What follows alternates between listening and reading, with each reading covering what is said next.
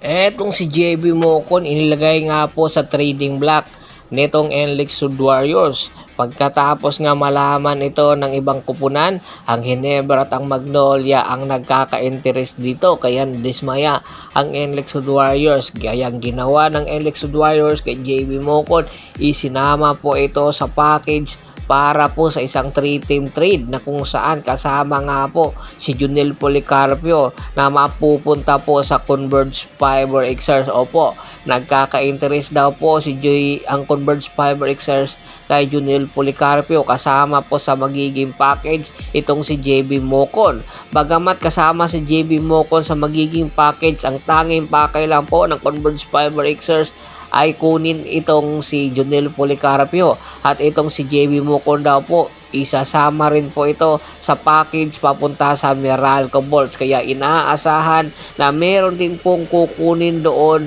na player ang Converge Fiber Xers at eto nga po ang kapangpangan na si Court Rayson na isa sa mga point guard ng Pampanga Lanterns noong nasa MPBL pa po itong si Delta Pineda.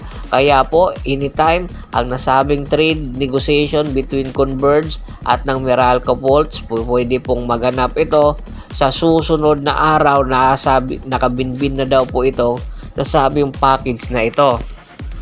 At ayon nga sa balita, mayroon daw magiging kapalit itong si JB Mocon na isa sa mga star ng Converge Fiber Xers at isang bench. Kaya hoping na magiging patas ang nasabing trade.